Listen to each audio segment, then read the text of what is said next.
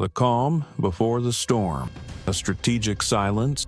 As the dust settles after the recent clash between Osman Bey's forces and the growing threat of Byzantine resurgence, one can't help but sense a deliberate stillness in the narrative, a silence that almost feels strategic. Is this the writer's way of setting the stage for a sudden upheaval? Looking at the latest episode, Osman Bey's interactions with his inner circle seemed unusually reflective. His words, though few, were loaded with implications. For example, his dialogue with Bala Hatun included a mention of safeguarding the roots before the branches.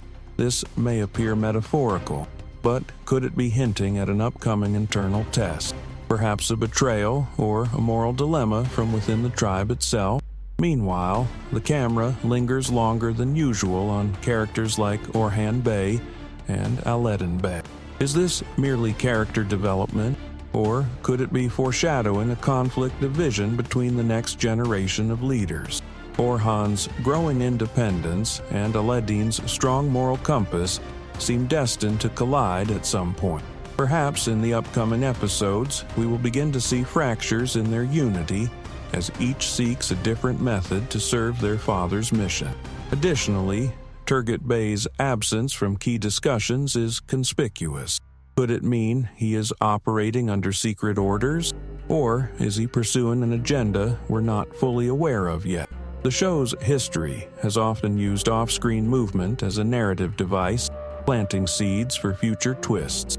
Should we expect his sudden re-entry to shift the power dynamics once again? And what of the Byzantine envoy who managed to flee in the last episode? His survival wasn't accidental. Could he be the key to opening a new front in this war? The fact that no clear follow-up was shown on his escape is suspicious in itself. Might this be a hidden message that the next major threat won't come through the battlefield, but through diplomacy and deception? Your thoughts matter. What do you think Turgut Bey is up to? And could Osman's silence reflect strategic patience or concealed vulnerability?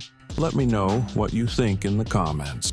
Loyalty has always been a central theme in Kuruluş Osman, not just in the form of brotherhood, but as a political currency. In the last few episodes, however, this loyalty has started to show cracks beneath the surface.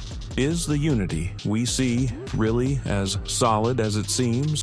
Take Malhun Hatun, for instance. Her recent expressions of concern regarding Osman Bey's increasingly risk-heavy strategies may at first glance appear as mere worry.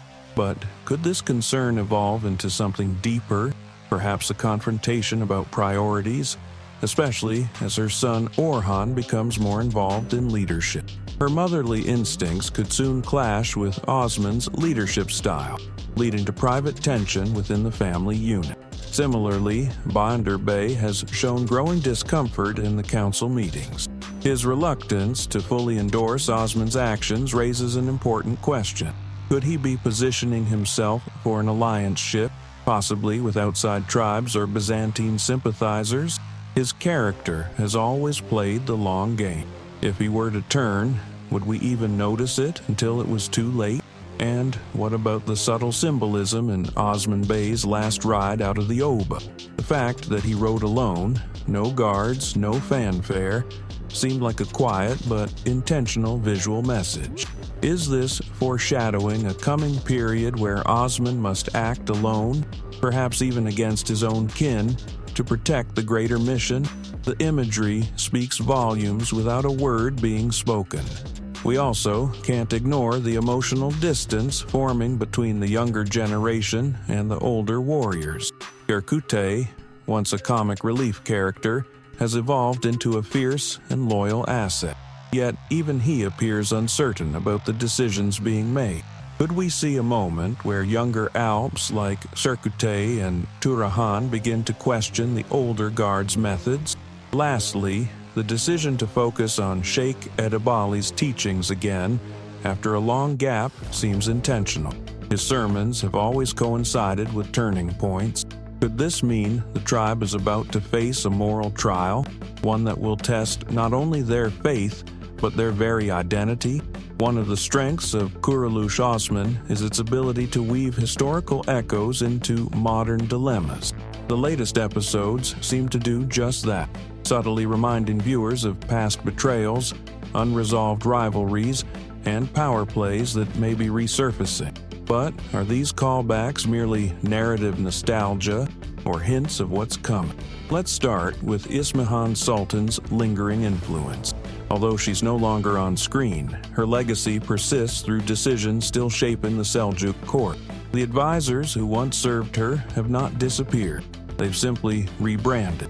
Could a familiar enemy return in a new form, perhaps through one of the shadowy figures recently introduced in Konya?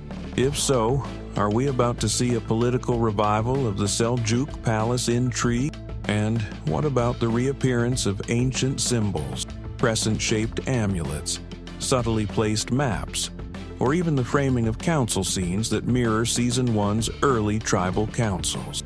The visual language of the show seems to be deliberately mirroring earlier episodes. Could this be a suggestion that Osman's current struggles are not new, they're cyclical, that the tribe, once again, is on the edge of choosing between tradition and transformation? Aladdin Bay's increasing role as a spiritual guide in training also raises questions. Is he being positioned as the moral compass of the tribe? If so, his recent clashes with the warriors over the use of violence signal something more. Perhaps the start of an ideological divide that may grow wider with time. How will this affect his relationship with Orhan Bey, who seems more focused on pragmatic conquest? One must also question the reintroduction of tribal envoys from distant regions. Their arrival in the previous episode was treated with little dramatic weight, but historically in this show, small introductions often precede major disruptions. Are these envoys simply observers, or are they testing the waters for deeper involvement? Could one of them be planning to sway Osman's tribe into a regional alliance that comes with its own hidden costs? Finally, consider the quiet tension surrounding the Kaya tribe's relations with the Germiana Ullara. There's an undercurrent of competition, one that has been dormant for several episodes. If that thread is pulled again, we might witness the revival of a conflict that challenges Osman's vision of unity across the Turkic tribes. While much of Kuruluş Osman thrives on grand battles and external threats, the deeper conflicts often emerge from within, between generations, visions, and values. One of the most intriguing developments in recent episodes is the silent yet persistent battle between tradition and change. Orhan Bey's growing leadership presence reflects this duality. On one hand, he respects his father's legacy. On the other, his strategic ideas show a clear influence from his education in foreign courts and his desire to adapt to the changing world. His ideas about diplomacy, infrastructure, and expanding trade networks signal a more structured, even bureaucratic, approach to governance. But is this the kind of leadership the Kaya tribe is ready for? Compare that to Osman Bey, whose methods remain deeply rooted in spiritual intuition and tribal customs. Osman sees leadership as a divine duty, while Orhan increasingly views it as a civic responsibility. Could this contrast escalate into a generational rift?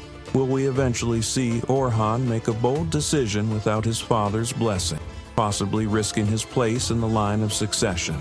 Then there's Benji Hatun and the women of the tribe, whose influence has never been more visible.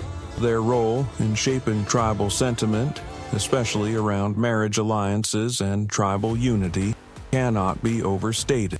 With increasing uncertainty, the Women's Council may become more politically active.